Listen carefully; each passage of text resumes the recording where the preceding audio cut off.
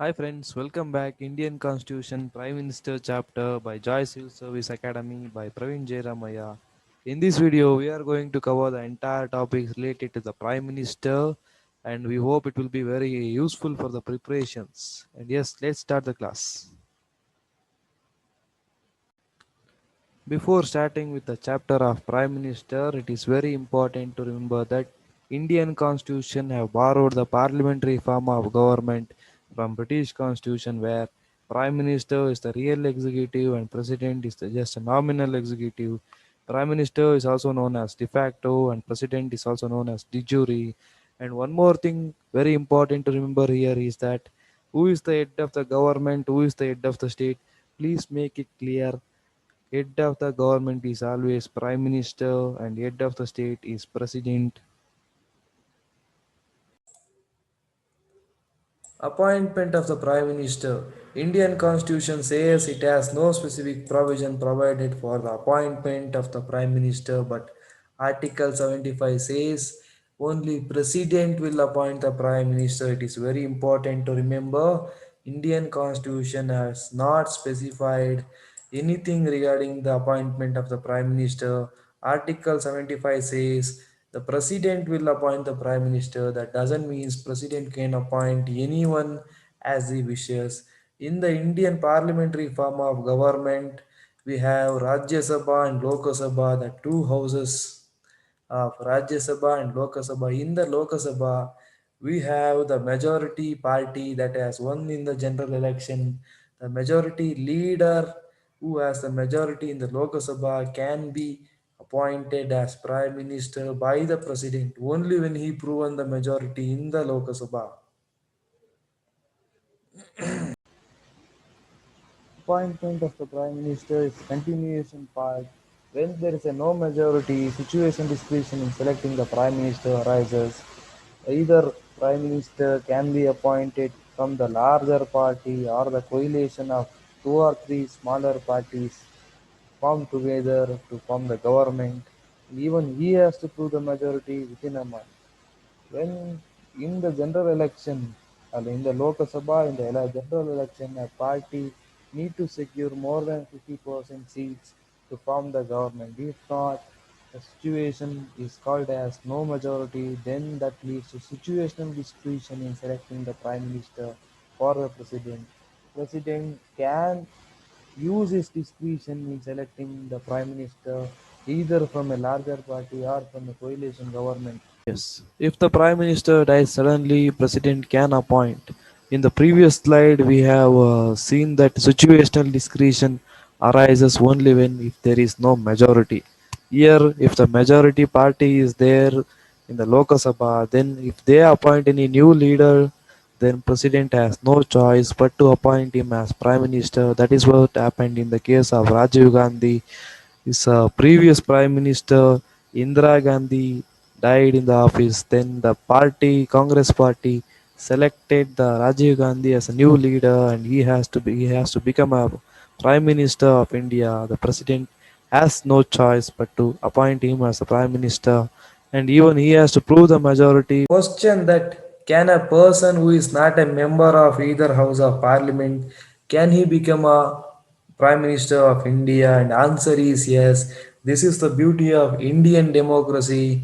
The Supreme Court in 1997 says a person not a member of either house of parliament can be appointed as prime minister for 6 months, should become member of either house of parliament within 6 months so that he can remain in the office. Even he has to prove the majority within a month. In Britain, we compare it with the House of Commons, that is lower house. In India, there is no such restrictions. A person can be elected for either of two houses, that is Rajya Sabha or Lok Sabha. Anything is fine. In Britain, there is a restriction that he should be elected to the House of Commons, that is lower house only.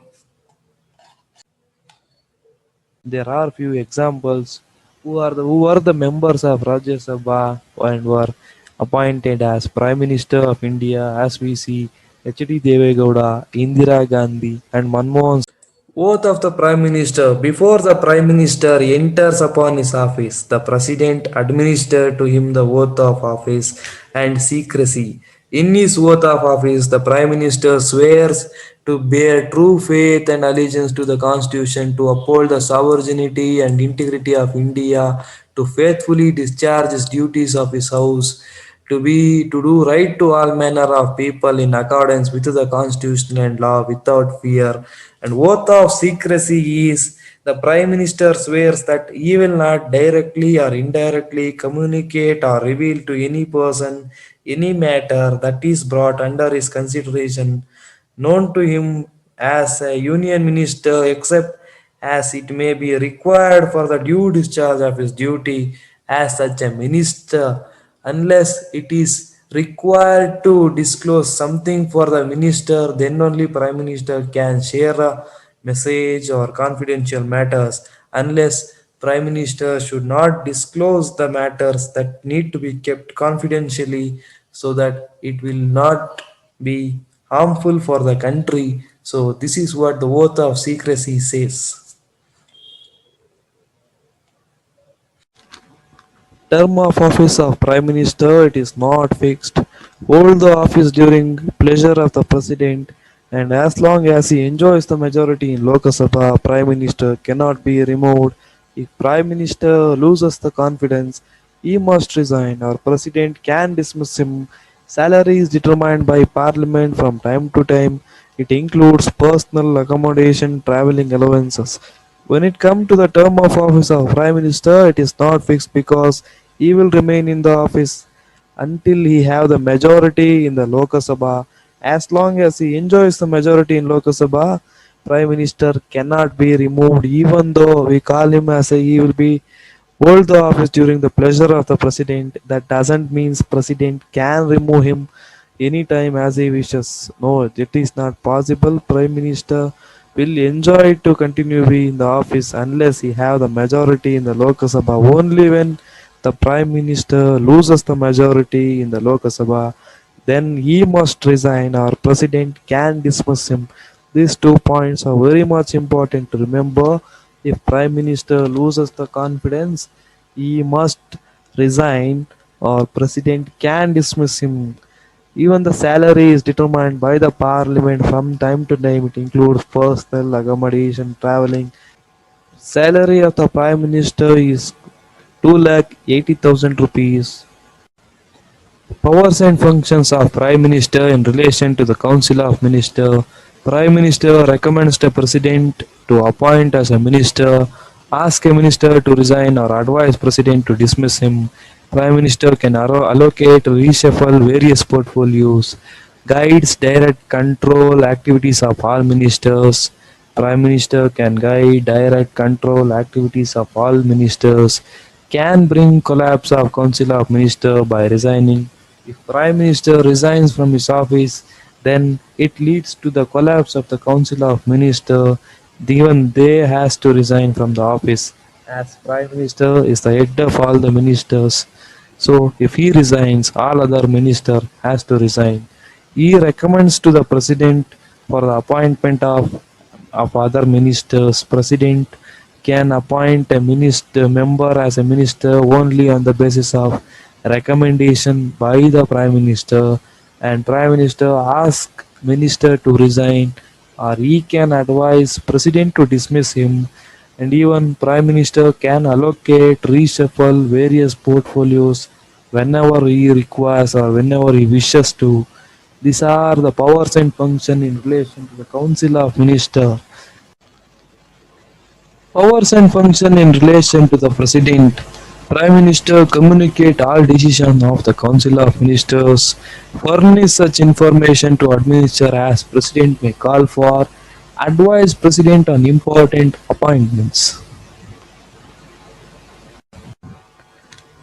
Powers and function in relation to the Parliament. Prime Minister advises the President to summoning and prorogue session of Parliament, recommends dissolution of Lok Sabha, announces government policies on the floor of the House. Other powers are, it is very important to remember that Prime Minister is the chairman of Niti Aayog, National Development Council, National Integration Council, Interstate Council, National Water Resource Council. And plus Prime Minister shapes the foreign policies, chief spokesman of union government, crisis manager in chief during emergencies, leader of party in power, etc. These are the other powers of prime ministers. Here we complete the chapter of prime minister and thank you for watching.